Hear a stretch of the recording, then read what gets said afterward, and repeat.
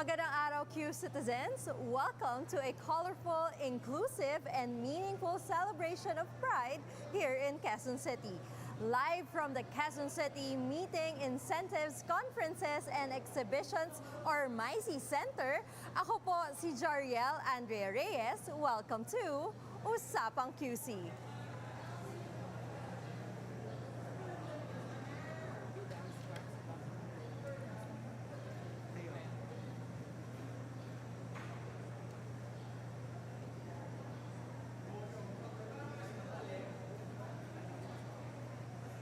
Isang espesyal na usapan ang hatid namin sa inyo ngayong hapon dito sa first local government unit-led LGBTQIA+ Business Summit or LGBTQIA Business Summit hosted by the Quezon City Government. Kaya wag nating patagalin pa, simulan na natin agad ang kwentuhan tungkol sa landmark event na ito. Joining us today are Ms. Mona Celine Marie Yap of the Department of the Quezon City Small Business and Cooperatives Development and Promotions Office o SBCDPO at si Mr. Hans Mandangit, Trustee of Mindanao Pride, and Mr. Ron Astillas, Chair of the Philippine LGBT Chamber of Commerce o PLCC. Welcome po sa Usapang QC. Thank you for having us at the Pride. Welcome back, Ms. Mona. First of all, congratulations for this very successful event. I heard we gathered more than 300 participants from the community and of course our allies. Kwentuhan nyo naman kami. Paano po ba nagsila itong ating business summit? Sige, so actually, we started out a partnership with the PLCC last year. So may MOU tayo with them with the intention of creating programs that are queer targeted. So it's either mentorship programs or market trade fair programs, etc. Then I think a few months ago or a few weeks ago, lumapit si Hans representing Mindanao Pride and of course si Ron as PLCC. Nag-propose sila ng business summit to add to the already colorful Pride celebration here in Quezon City. So we wanted to showcase queer enterprises and also show to them na inclusive tayo dito sa Quezon City. So given that, ito na yung pinaka-overview natin, di ba? Given that, ano yung expected outcomes natin for this event? Sir Ron? Yeah, marami. Una sa lahat, yung awareness na makakita tayo ng isang lungsod na talagang minamahal, tinatanggap ang mga LGBT community members and queer-owned businesses. So that's a very important aspect of why we're doing this together with the QC government. Kami po sa private sector, naniniwala kami na hindi namin kayang gawin ang development mag-isa. Kailangan merong enabling environment na magsasabi sa atin na dito sa ganitong lugar, kayang-kaya mong magnegosyo dahil protektado ka, pinopromote ang iyong karapatan, at walang diskriminasyon. So, I think that's another expected output natin na ma-encourage ang iba pa naming kapwa-negosyante na mag-isip ng posibleng negosyo rito sa Quezon City at tumulong pa kami sa ikauunlad ng bayang ito. Yes, so I'm hearing talaga na hindi lang, kumbaga, ang celebration of Pride ay hindi lang basta Pride Festival, di ba? There should always be sustainable and inclusive development na talagang magtatagal para sa lahat ng miyembro ng ating komunidad. So I'm sure a lot of happened sa planning, sa etong vetting nitong ating mga speakers and everyone else na invited for this event. Paano nyo naman pinili at binuo yung mga sessions natin? Yung konsepto kasi nung ating summit ay to showcase yung mga best practices na ginagawa ng Quezon City at maging role model siya or magbigay siya ng proof of concept, kumbaga. Kaya nung binubuo natin yung programa, tinignan natin yung morning session dapat ma-showcase ni Quezon City ano ba yung ginagawa nila dito, di ba? Para yung mga ma-attend at yung mga kuha ng insights dito sa summit, may matutunan kung ano ba yung pwede nila ma-apply sa kanilang mga lungsod or sa kanilang mga areas of governance. And then yung afternoon session natin, may dalawa tayong sessions. Yung una, syempre kailangan kung nagbigay si QC ng ito yung mga ginagawa namin, may mga nakikinabang. Yes. Diba? Kaya yung second session natin ng afternoon, yun yung mga enterprises na LGBTIQ plus owned at ally businesses. So magbibigay sila ng ano ba yung experience nila sa Quezon City para makapag-encourage din sila ng ibang entrepreneurs and even mga workforce na dito magtrabaho. Kasi nga Yes. inclusive at protektado yung karapatan ng mga Pilipino na LGBTIQ plus identified. Yung pangatlo ay paano ba natin mapapalago pa or mapapa-improve pa yung mga programa ni Quezon City at paano ba makikipag-collaborate yung iba't ibang sektor din. Kaya nga sabi nga ni Ron, private sector, kami sa Mindanao Pride Civil Society at yung gobyerno. Kasi syempre, para masustain natin yung pagbabago sa lipunan, hindi naman pwedeng iisang sektor lang yung gumagawa or nag-action, pero tayo-tayo tulong-tulong. So given all these, kasi I'm sure naman, while Quezon City is, masasabi na natin na kumbaga most progressive, I'm sure you've partnered with all other LGUs. Ang talagang question namin, bakit Quezon City? Sa akin, okay, coming from Mindanao, no? Yung perspektibo natin na may parang tinitingnan namin sa Quezon City as a role model, eh. Diba? When it comes to policies, when it comes to governance. Kaya pinili namin sa Quezon City, number one, dahil nga dun sa mga existing polisiya nila. Number two, napakagaan katrabaho ng Quezon City. Kayo mo na sa department niya, parang very smooth sailing eh. Kaya I think yun yung isa sa mga factors din kung bakit laging nakikipag-partner yung iba't ibang grupo sa Quezon City. Kasi mabilis kausap at very naniniwala sila sa advokasya. Yun naman yun. Kapag may genuine interest naman kasi yung isang official, lalo na si Mayor Joy at yung mga departamento na nandito sa Quezon City, talagang mapapabilis yung trabaho, mas magaan magtrabaho, mas masaya magtrabaho. At mas bakla. Talaga. Idagdag ko sa sinabi ni Yes. Anzo. This morning, when I gave the message, sabi ko, yung tanong sa amin lagi is, why are we investing in terms of programs, engagement in Quezon City? My simple answer was, because QC is also investing on its LGBT people. Yes.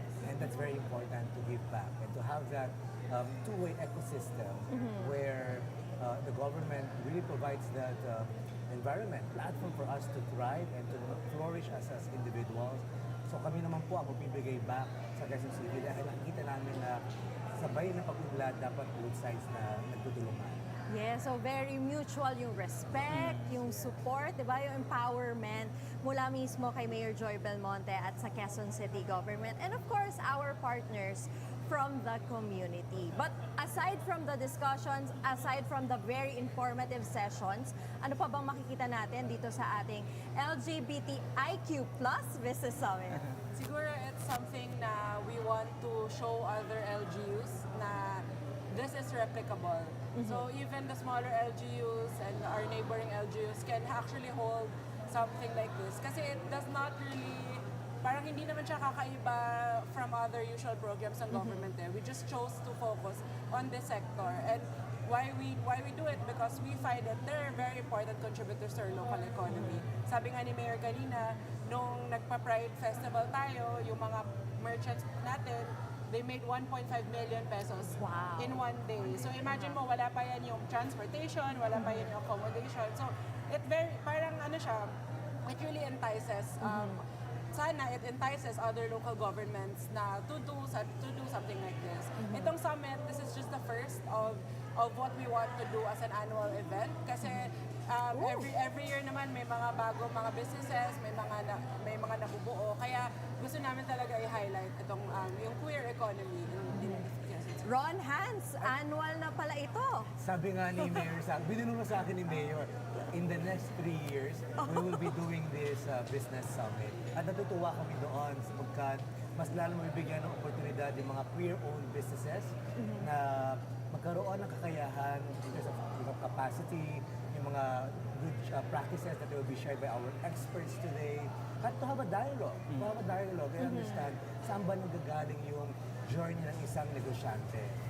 Kung merong mga queer businesses na lumalaki, sa tingin namin, mahalagang indicator to ng pag-unlad. Sapagkat kung ang mga maliliit ay umaangat, ano na yun? I think we're doing a good job. We're heading towards the right direction po. Kaya kakampi niyo po kami sa private sector sa ganitong klaseng polisiya na naway mangyari taon-taon in the next decade, more and more decades to go. Yes, so kumbaga you are booked and busy na sa Quezon City in the next 3 years. Yeah, for sure, Talagang for kumbaga sure. nandito na kayo pag June. But aside from that, Ms. Mona, we also invited some of our LGBT Federation and also yung ating mga merchants. Yes. Ano po ba makikita natin dito sa ating mga merchants and sa booths? So nag-feature lang kami ng some merchants, also some merchants of our partners kasi we really want to showcase the best of the best mga products here in Quezon City. So these are just a fraction of the whole entirety. But we wanted lang to have a special parang space for them here. Yes, we invited mga LGBT federations through, of course, our GAD office because we want to really reach the grassroots. We want to educate them, we want to inform them na may mga ganito mga services here in QC for LGBT queer business owners. Okay, so ayan, nakikita natin sa ating screen, we are featuring some of our LGBT-owned or queer businesses na nandito po mismo sa ating MyC Center. At yung iba, Miss Mona, di ba, meron din tayong we invited some dun naman sa ating Yeah, so queer Bazaar. Caravan Bazaar, Yeah, so yes. we have the Love Local, Love Wins Pride Bazaar. So that opened last Monday. And sa Friday naman, meron tayong, of course, with PLCC, it's the QueerCon Business Expo. Sa Trinoma naman. Oo nga, kasi nagsimula tayo sa kwarta, kung nabalitaan niyo po yun, QCitizens. Nagsimula tayo sa kwarta and almost every week, right? Yes. Every week meron na po Every week na tayong kami mga... nagkikita. No.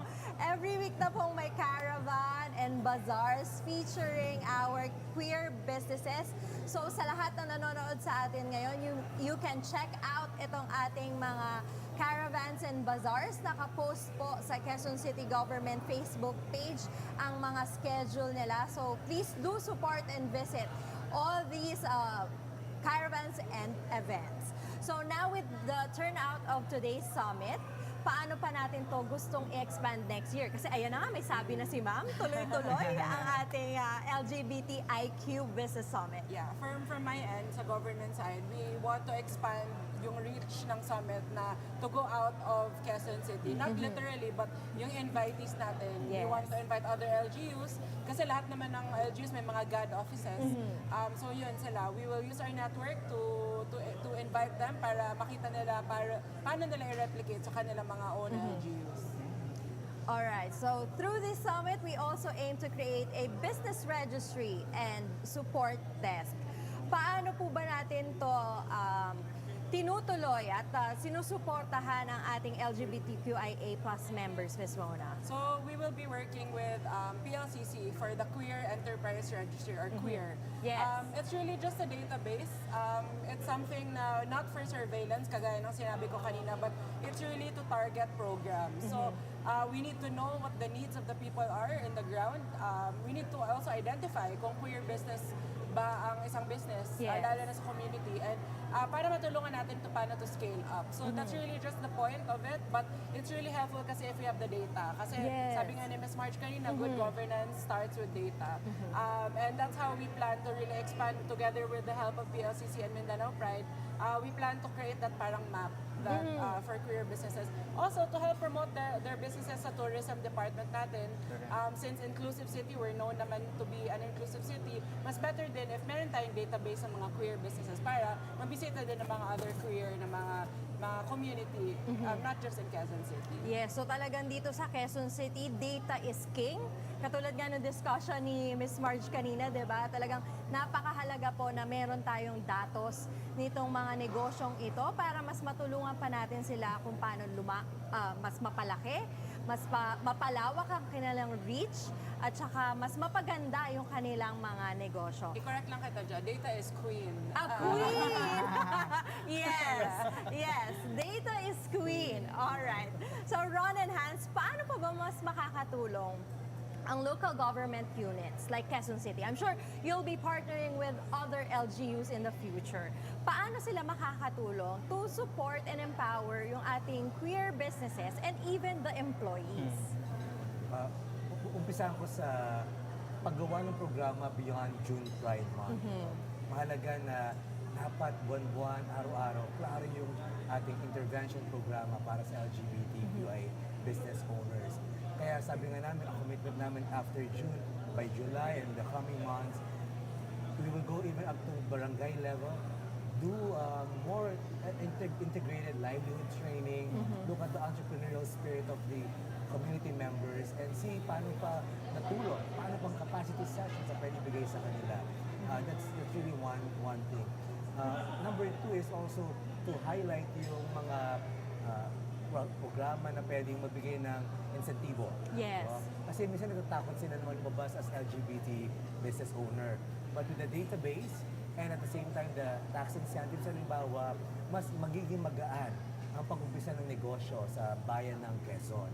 So, yun ang tinitignan natin na malaking step na sana maibigay sa atin in the coming months. No? Pag-uusapan pa, but definitely, alam natin na mga micro, small, medium enterprises ay kailangan ng mas marami pang tulong ng gobyerno sapagkat hindi sila nauuna sa footing. Nahuhuli nga sila.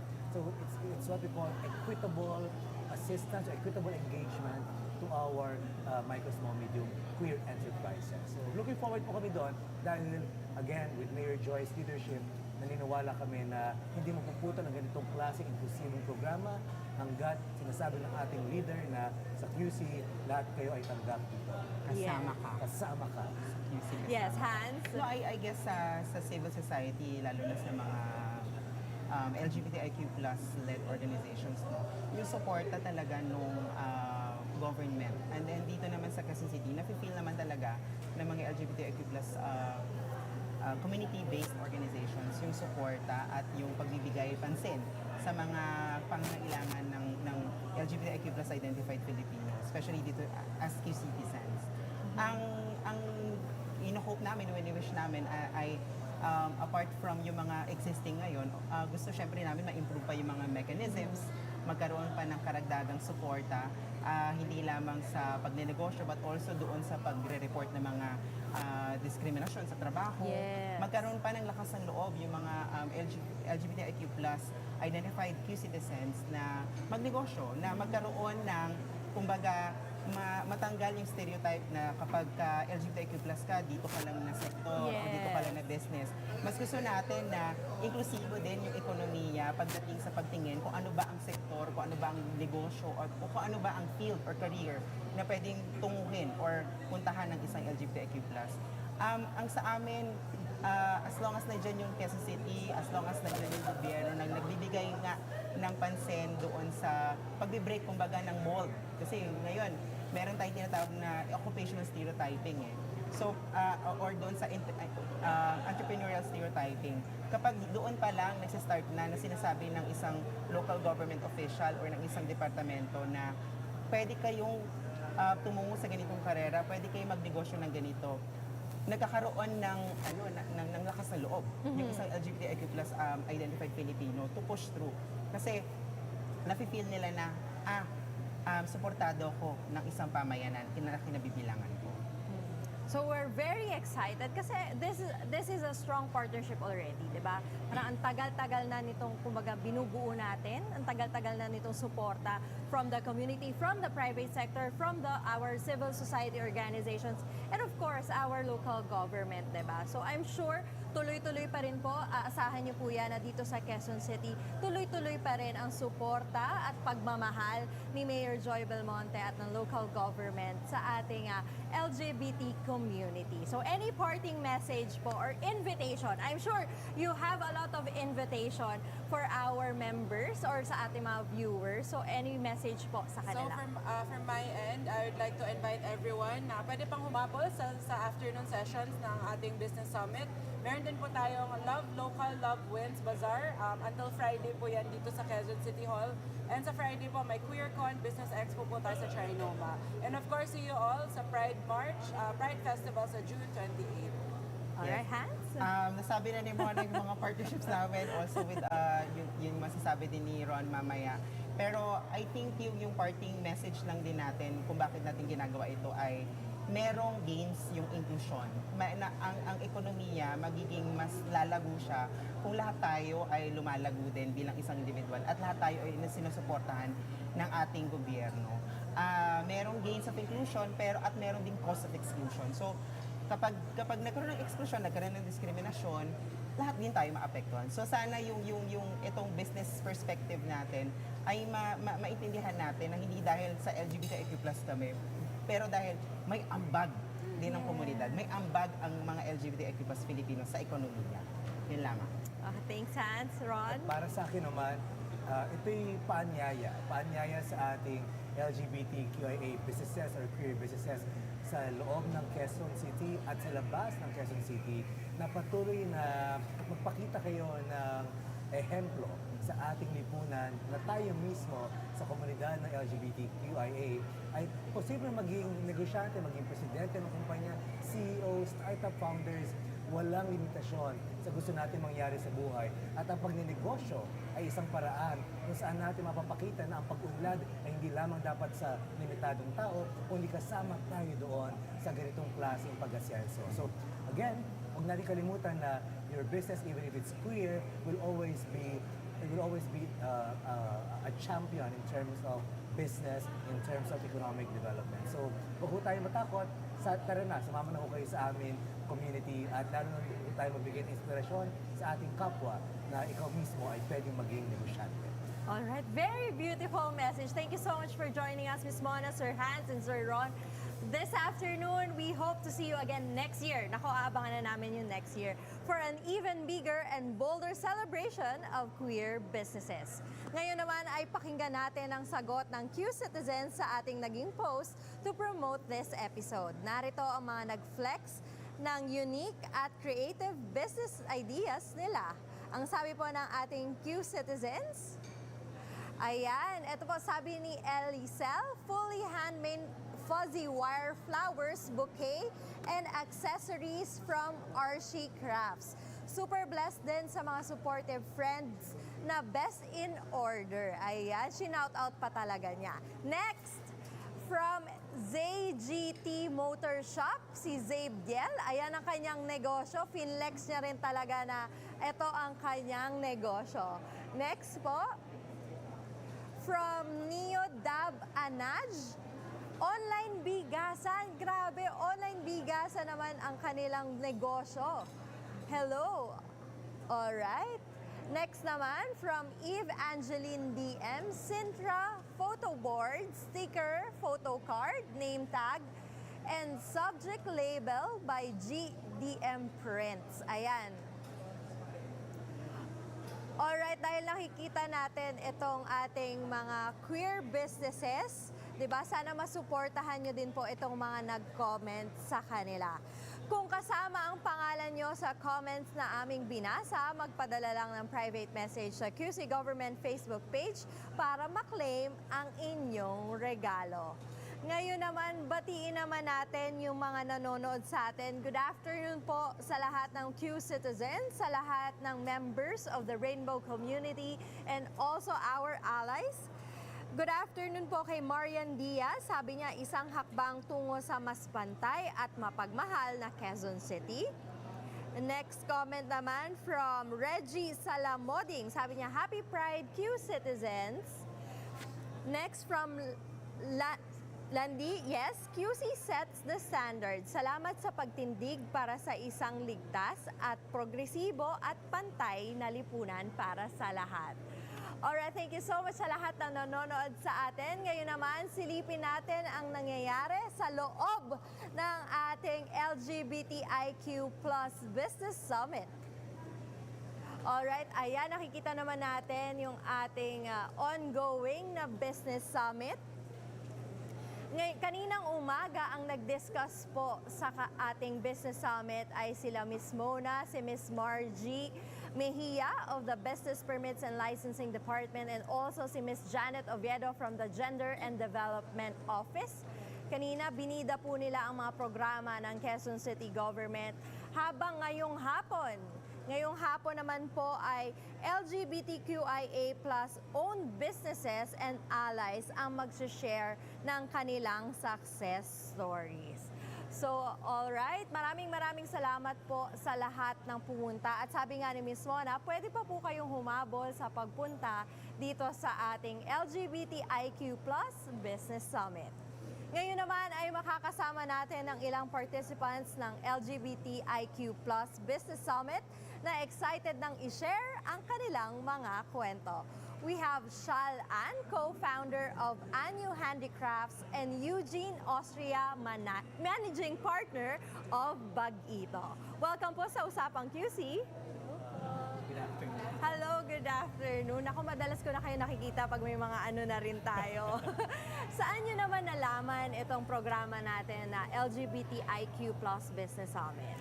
Ako po nalaman ko yung event po na to from SBCDPO. Yes.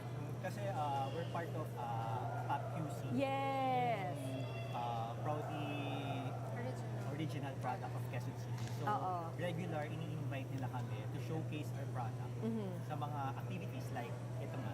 Oo, sabi ko nga kaya lagi ko na kayo nakikita ang inyong mga produkto. Very familiar na tayo. Pero ano ang gusto nyong matutunan? Aside from showcasing yung inyong mga negosyo dito sa ating Business Summit, ano pa yung mga gusto nyong matutunan dito sa mga discussions natin sa loob? Personally, gusto po namin matutunan ang pagiging inclusive po as a business and business owners as well. Kasi ako rin po, personally, I'm a PWD and we really want to foster inclusivity within our business. And seeing the community here, very welcoming po sila and marami pong mga support na binibigay at nare-receive din. So, yung mga to gusto ko pong matutunan para maibigay at matulong din namin sa iba. And you? Kaya, sa mga narinig ko kanina, doon sa speech, like kay Miss Mona, Yeah. yun nga yung walang discrimination sa Quezon City. So lahat pwedeng magtayo ng negosyo. So yun, nakakatuwa lang na sa Quezon City may ganun tayo. Pero para sa kaalaman din ng lahat ng QCitizens na nanonood sa atin, can you introduce kung ano ba yung produkto ninyo and kung saang industry kasama ang inyong produkto? We are Anyu Handicrafts po. We handcraft wood and leather products, so manufacturing po kami. Yung mga ginagawa po namin is ranging from bags, accessories, desk organizers, or event souvenirs. And Yes. Kung nakikita nyo yung mga pins. yeah, thank you po for the support. And we also do custom items din po para mas ma-provide namin yung kailangan ng customer natin. Yes. Ang bagito naman. For Bagito naman, from the term Bagito, nag-start kami sa bags. Yeah. So, yung product namin is a fusion ng Japanese aesthetic and Filipino craftsmanship. So, yung mga bags namin, origami bags, mga kimonos, tapos in-incorporate namin yung local weave natin. So, may tatak Filipino talaga. Oh, so kumbaga yung pinaka-structure niya ay Japanese products pero incorporated na, nandun na yung Filipino weave, textile, no? At talagang napakaganda po ng produkto nila. Pero bilang mga negosyante, ano ba yung usual na mga hamon na kinaharap nyo as queer-owned businesses? When we started po, nagsimula kami, limited lang yung resources namin, limited finances, limited yung knowledge, and napakahirap din po ng ganun. Nang dati, nung nagsimula kami, walang nagturo. So lahat ng ginawa namin is trial and error. Yes. And we realized na it's okay, it's part of the journey, and as humans, kailangan natin magkamali para matuto tayo and to really improve more. Same with nag-start kami 2018. Long na. So, Bagito as in wala kami experience. So, lakas ng loob lang talaga yung dala namin. So, yung my business partner, ang family business nila is curtain. So, Okay. siya yung nagtatahe. So, yun lang yung bitbit namin. And then, yung nagka-pandemic, yun, since hindi siya essential, doon kami nagkaroon ng challenges. Buti na lang, nandyan yung Quezon City government. Minarket niya kami sa gitna ng pandemic. Na-market niya yung products namin. Tapos nag-i-event kami ng mga pop-up. Yeah. Dililibot kami sa mga, ng pandemic yun. So parang ang laking tulong niya sa amin. Kasi parang nawalan ka na ng pag-asa eh. Kasi 2018, actually marami na rin kami followers that time. And then biglang nawala ka sa sirkulasyon. So buti na lang nandiyan yung government, nandiyan yung Quezon City. Para ipakilala ulit kami, doon ulit kami nag-start. Okay. So aside from itong mga pop-ups, itong mga bazaars and caravans, paano pa kayo natulungan ng Quezon City government? Siguro through SBCDPO as well. Sa amin po in ANU, when we started po kasi, since limited yung finances namin, we had to sell our items pa po para makabili kami ng raw materials like leather and wood to start our business. And nung time din na yun, kulang din yung knowledge namin into handling the business. So through SBCDPO, totoo po yung sinabi nila na market, mentorship, tsaka money. Yes. Because through the money na we received a capital grant through the pangkabuhayan. Pangkabuhayang QC. Pangkabuhayan Yes. QC. And nakatulong talaga yun kasi nagamit namin siya to add a service, to buy tools. And also the mentorship naman, marami po kaming programs na sinalihan. And through this, marami kaming nag-gain na knowledge from finances and whatnot na naka-improve talaga sa business namin. And yung market naman is marami po silang in-expose na mga opportunities. And as well as right now, yung opportunity na dito, bukod sa market, marami rin kaming mga knowledge na nakukuha, na discover throughout the event. Oh, yeah. Oo, kasi kumbaga andun na yung exposure, no? Yeah. Sa inyo. Maliban sa mga pop-up events, sa mga bazaar, natulungan niya rin kami sa trademark, yung pag-trademark ng yes. dito. And then, kasi isipin mo mahirap talaga magpa-trademark, pero pag may support ka, napakadali lang niya. Tapos meron sila. Tapos may program sila sa Lazada. Yun, nagkaroon kami ng Mga studio photo ng product namin. yeah. Tulong din ng government. Grabe. So from scratch talaga, kumbaga lahat ng mga kailangan yung malaman sa pagnenegosyo, halos na-offer na po. Actually, lahat na. Na-offer na po ng Quezon City government through SBCDPO kasi like the partnership also for food Legalities. products, yung FDA also. Yeah. Yes po. Trademark is napakalaking bagay para sa mga negosyante. Especially So, po sa permits, yung mga hindi namin alam na process, talagang ginaguide nila kami step by step. yes, so talagang malaking suporta na po ang naibigay ng Quezon City government sa lahat ng ating mga negosyante, hindi lang po sa ating queer-owned businesses. Pero imbitahan nyo naman ang mga nanonood sa atin ngayon na tangkilikin ang inyong mga produkto. Follow us po sa Facebook. We are ANU Handicrafts, ANYU, and in Instagram po at ANU Handicrafts. And also, we would like to remind everyone na we all matter, we belong, and we are not our situations or kung ano man sinasabi ng mga tao, kundi we are capable. And if we can do it, and you can do it too.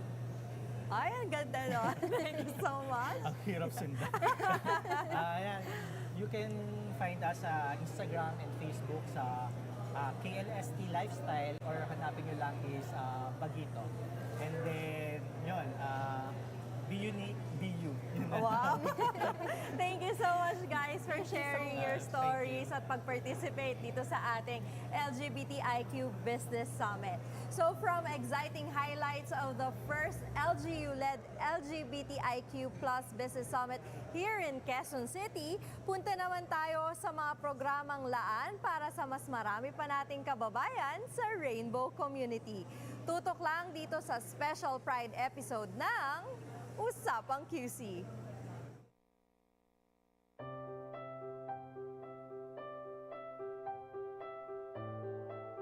Sabi nila, Baka confused ka lang. masyado kasing na-baby ng nanay. Wala kang mararating pag nagbakla ka. Wala mag-aalaga sa'yo pag tanda mo. Sayang, ang gwapo mo pa naman. Buti na lang funny ka. Buti na lang honor student ka. Nagtatapang-tapangan lang yan. Salot sa lipunan.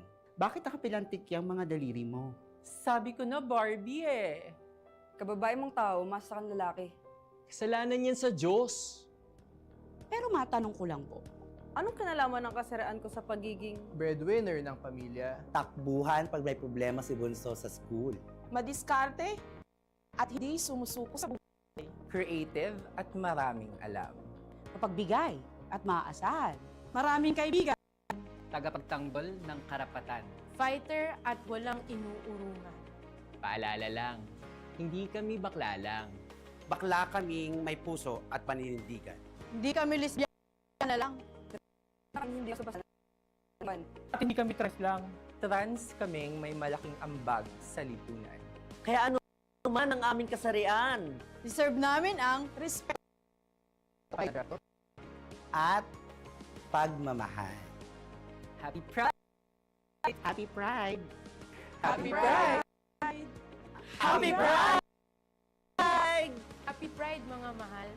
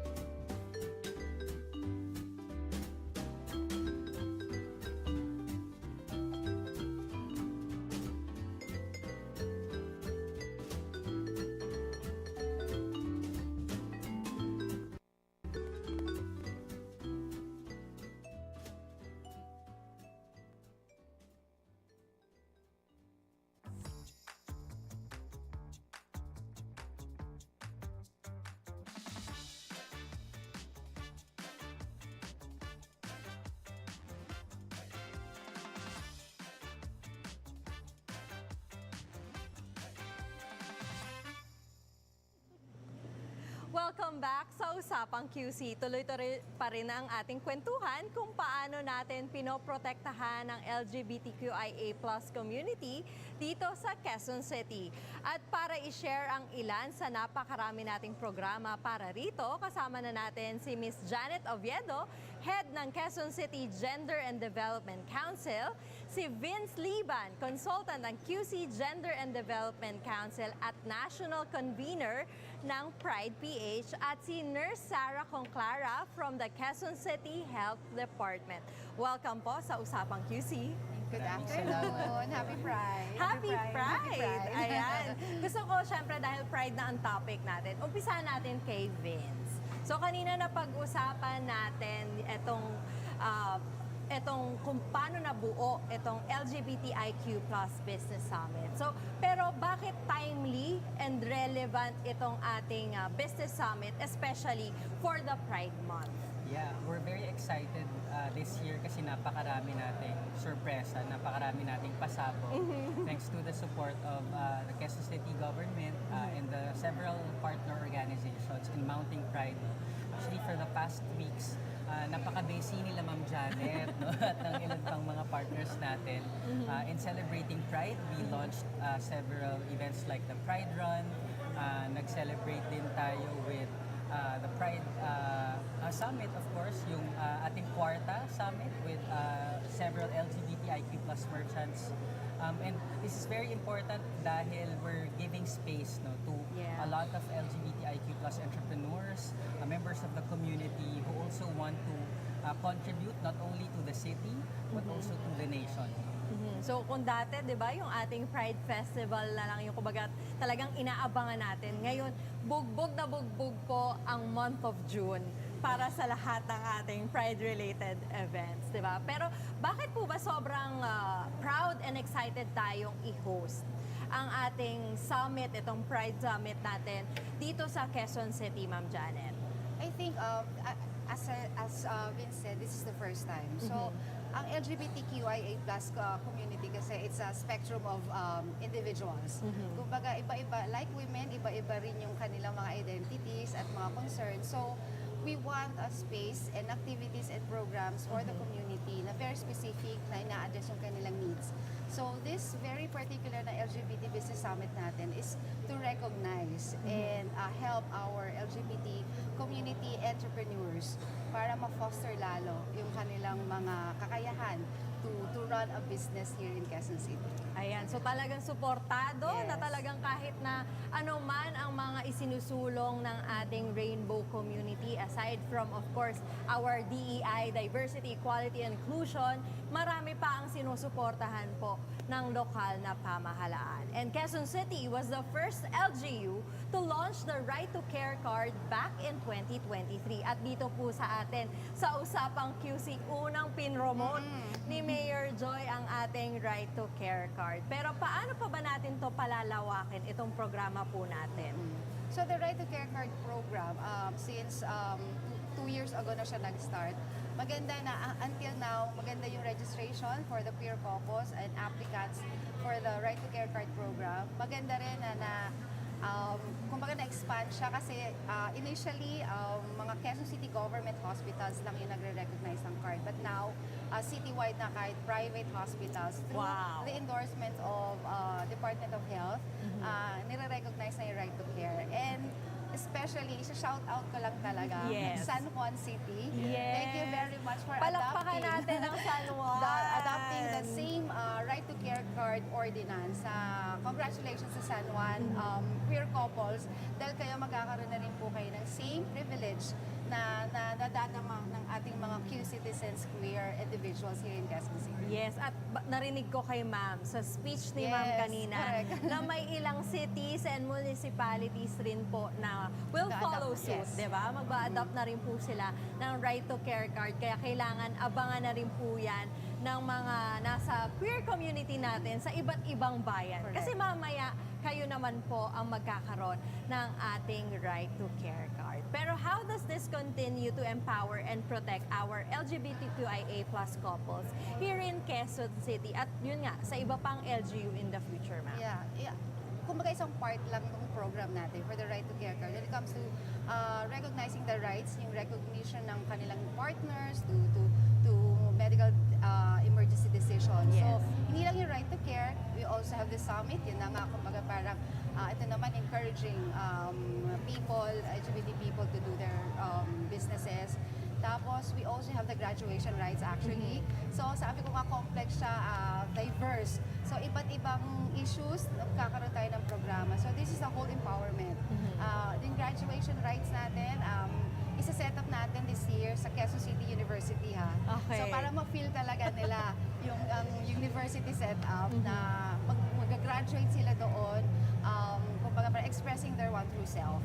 Yes. So that's just some of the programs na nakalatag, sabi mo nga ngayong puno, siksik, liblib. At hopefully for the next years, magkaroon pa ng maraming programa. Kasi at abangan niyo po si Mayor on June 28 dahil meron pa siyang yearly may surprise kasi si Mayor.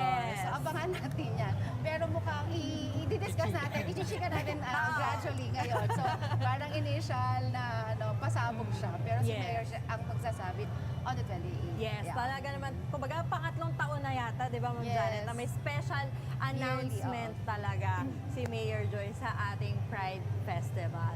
Pero sa mga interesadong couples, Ma'am Janet, I'm sure marami pa rin sa ating mga QCitizens na nag-interesado at gustong makakuha nitong RTC natin, itong Right to Care card. Ano po ba yung proseso at ano yung mga requirements? Sa ngayon, we are building up an online registration na talaga through QC e-services. Okay. Kumbaga parang inilalatag na natin yung pinaplano natin para ma-integrate sila dun sa system natin. Pero for now, they can call our GAD office, Gender Development Office. Open po kami Monday to Friday. However, dati kasi ang schedule natin is weekends. Pero dahil syempre nagtatrabaho sila, syempre kami ang mag-a-adjust. So, ang orientation po natin and signing and seminar with a city lawyer ay tuwing Sabado po. So, ina-encourage po namin kayo to call our office. Tapos, magpa-schedule po tayo and may sasabihin po sa inyo ng mga requirements about sa pag-application. Pero syempre, number one requirements pa, QCID. Yes. So ngayon pa lang po, sana meron na kayong mga QCID. And this is open not just for Quezon City QCitizens. Yes. As long as yung partner nyo po ay may isa sa inyo na taga Quezon City at kung iba yung partner nyo ibang taga City, okay lang. Ayan. So we also embrace that. Oh, so kaya talaga kung gusto niyo pong magkaroon ng right to care card, mag-jowa ng QCitizen. Yes, correct. Andito po lahat.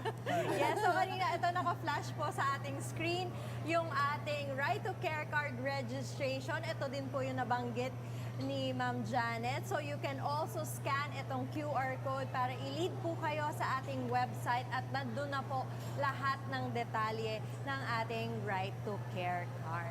Ngayon naman, ika-4 na taon ng Quezon City to host the biggest pride celebration in the country. Ano pa ba ang mga bago at exciting na dapat abangan sa Love Laban 3?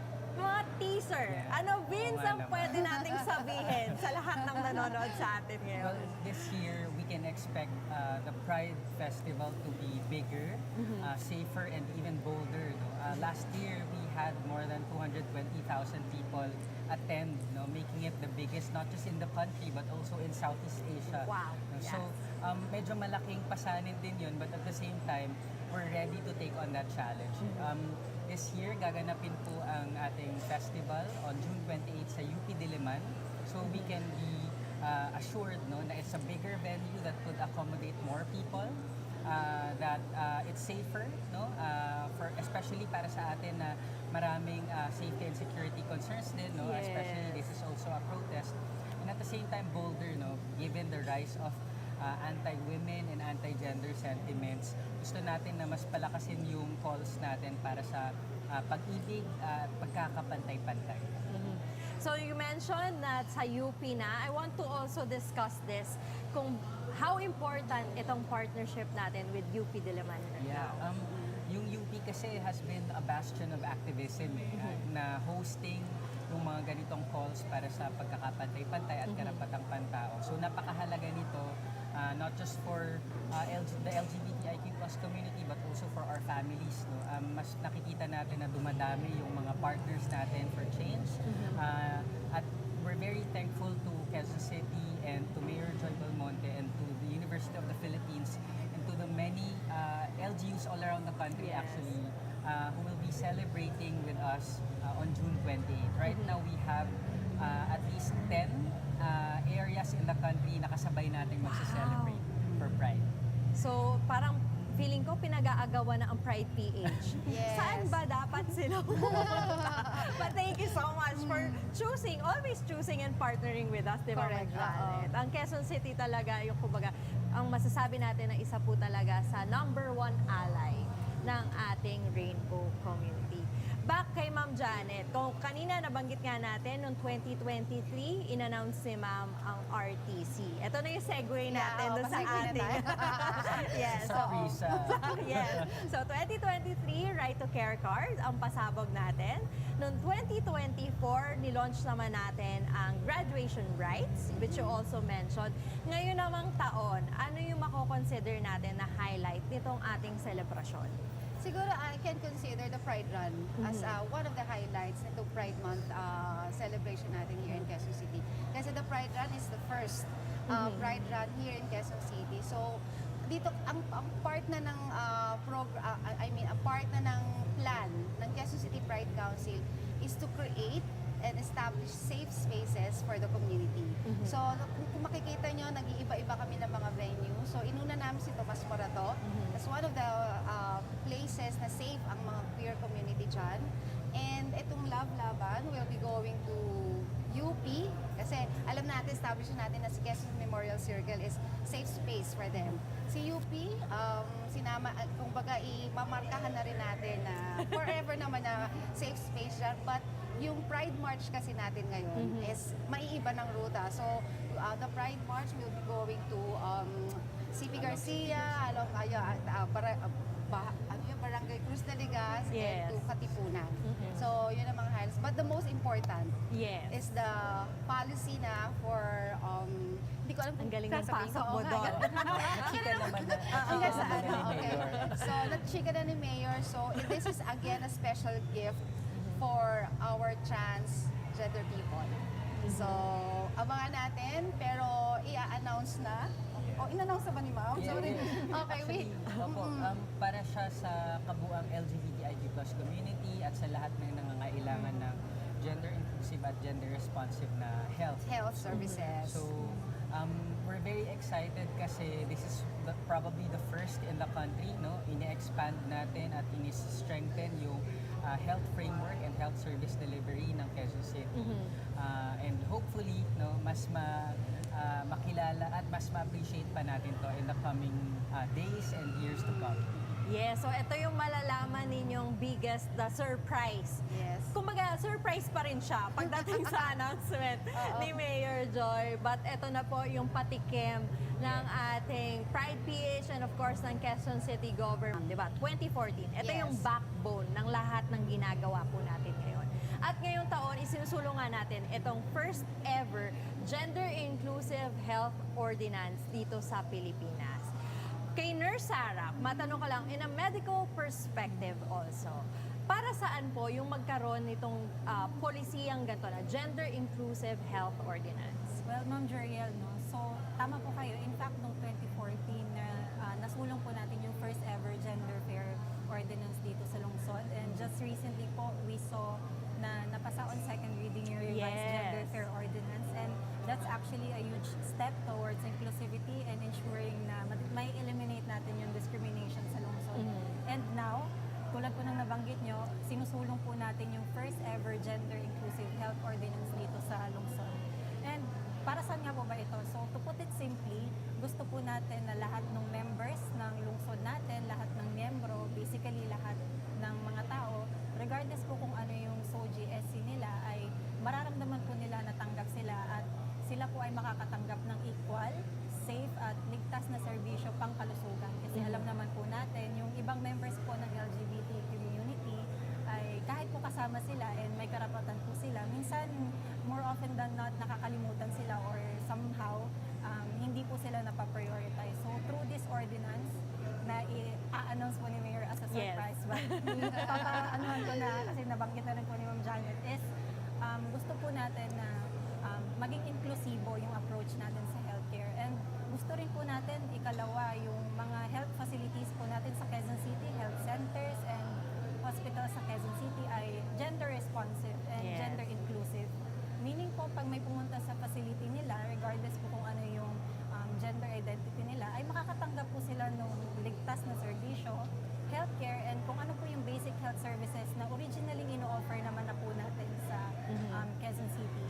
Sa mga significant provisions po ng ordinance, I think very important po yung gender affirming care, meaning sila po mismo makakatanggap po sila ng tamang counseling, tamang basic health services na angkop sa kanilang pangangailangan, and mental health access, very important po yan, lalo na po sa katulad po nila sa mga members of the community natin. Kasi sa tulong po ng mga healthcare providers natin, mga doctors, mga nurses, and lahat po ng bumubuo sa mga health facilities ay sila po mismo, gusto natin sila po mismo magsilbing safe space para sa mga brothers and sisters po natin. For example, gusto nila mag-transition, at least mabibigyan po sila ng tamang medical supervision, guidance, ano po ba yung mga dapat nilang gawin. And ang gusto po kasi natin i-prevent talaga is yung pag-self-medicate nila. Kasi very important po na tama nasusupervise ng maayos and nag-undergo po sila ng tamang counseling. Kasi ayaw po natin na mag-self-medicate sila kasi alam naman po natin na kapag ganun is meron din po yung overall risk sa health nila. And pangalawa, gusto rin po natin na i-abolish establish po yung gender conversion therapy. So pag pumunta po sila sa mga health facilities natin sa Quezon City, ayaw po natin na yung mga health providers po natin mismo ay ipipilit or i-impose kung ano po yung gender ng isang tao, iba naman po yung gusto niya. And I think in short, gusto lang po ng ordinansa and ang gusto lang po talagang isulong sa Quezon City ay regardless po kung ano yung gender ng isang tao or yung gender identity niya, ay meron po siyang karapatan pangkulusugan na alam naman po, naniniwala po tayo na ang right to health ay isang fundamental rights ng kahit sinong tao po. Yun po.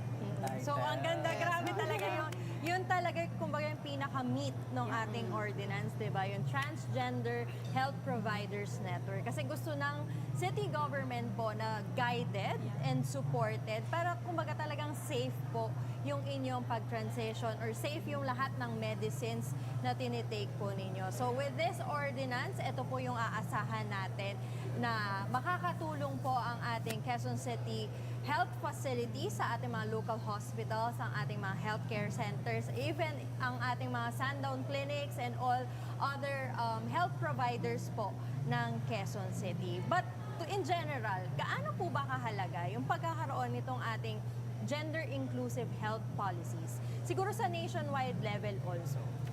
Important. Sige, ma'am. So, ako tingin ko, important kasi siya talaga. Kasi, umpisahan natin dito sa Quezon City na ang tingin talaga natin dapat ang mga programs natin is rights-based approach. So, hindi to welfare, kumbaga parang hindi to parang dito social services for them, but this is their right. Yes. Yun lang naman yung palaging recognize equally kung ano yung na-attain natin as a straight, dapat nabibigay din sa kanila yun. Yun palagi dapat ang ating mindset to treat equally kung sino yung mga constituents na. So parang hindi special treatment, di ba, ma'am? Kundi it's a regular treatment already. Kung ano man po ang natatanggap natin bilang babae, bilang lalaki, it should be the same for all our queer members of the community. Sa'yo, Vince, as a National Convener of Pride. Yes. Alam niyo, this is also an equitable measure, no, para matulungan natin yung community, especially since the LGBTIQ plus community were very vulnerable not only to discrimination and harassment and violence, but also to health risks. No? We're very vulnerable to mental health needs. Sa mga pag-aaral, queer people are 3 times more likely to have mental health concerns. Nandyan din yung vulnerabilities to sexual and reproductive health concerns tulad ng HIV, sexually transmitted infections, at napakarami pang iba. Even teenage pregnancies, maaring maging vulnerable ang mga queer people. So sa pagkakaroon ng framework mo na inklusibo, no, at ligtas, binibigyan mo ng opportunity yung mga LGBTIQ plus members to access without prejudice, no, na tinatanggal mo yung barrier for them to access healthcare and services. And we're very thankful because this will benefit not only a very few, no, but it will actually benefit all of us. No? Kapag ligtas at malusog ang isang QCitizen, nakakapag-ambag siya sa hindi lang sa city kundi sa lipunan in general. So definitely we're very happy for this. Yes. At syempre, Sarah, kumbaga sa medical field naman, di ba? Kumbaga wala naman talagang dapat when it comes to providing care to patients. Hindi naman kumbaga binabase kung kay mayaman, kay mahirap, or kung saan man nanggaling ng social class etong ating mga pasyente. So that's the ano po ba ng ating health department? Yes po, no, definitely. Kasi yung very important po yung magkaroon ng isang gender-inclusive health policy sa lungsod. Kasi naniniwala po tayo, tulad nung nabanggit ko kanina, na yung health ay isang fundamental right ng kahit sinong individual, regardless po kung ano yung kanyang gender identity. And gusto po natin, kasi ang wish natin sa Quezon City, yung mga gender diverse population po natin or yung mga members ng LGBTQIA+ community natin, na sila po mismo, pag nag-visit po sila sa mga health centers natin sa Quezon City or sa mga health hospitals, ay sila po mismo mafe-feel nila na yun ay safe space para sa kanila. At gusto po natin na sila mismo hindi na sila matatakot or hindi na nila i-hold back yung sarili nila sa pagpunta doon. Kasi alam nila at the very first place na pag pumunta sila doon ay aalagaan po sila at tanggap po sila kung ano man po yung gender identity nila. Kasi tulad ng sabi niyo, Ma'am Jeriel, tayo po bilang healthcare workers, wala naman po tayong pinipili kung ano po yung pagsisilbihan nating community, babae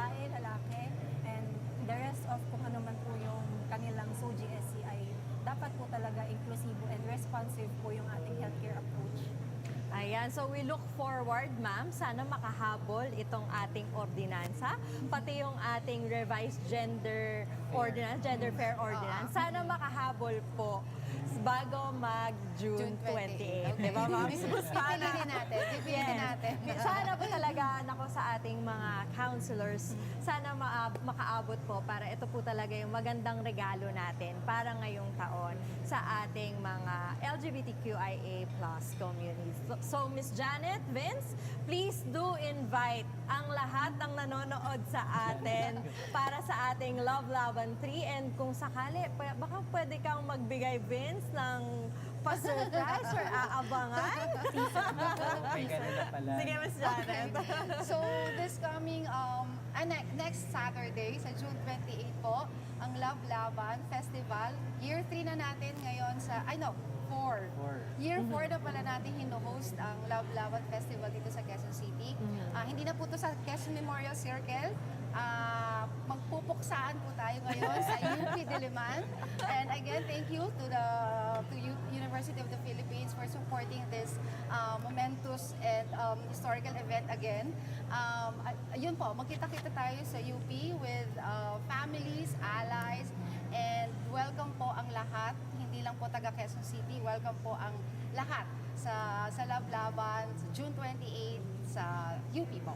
Ayan, At napakabongga ng Love Laban natin this year kasi aside from UP Diliman, magkakaroon din po tayo ng mga Love Laban sa Araneta City at Love Laban sa Tomas Morato and even sa Maginhawa, no? Napakaraming areas sa QC ang nagse-celebrate at nag-protest for Pride. Kasama natin. So mga ma'am, sir, ano pang inaantay nyo? No?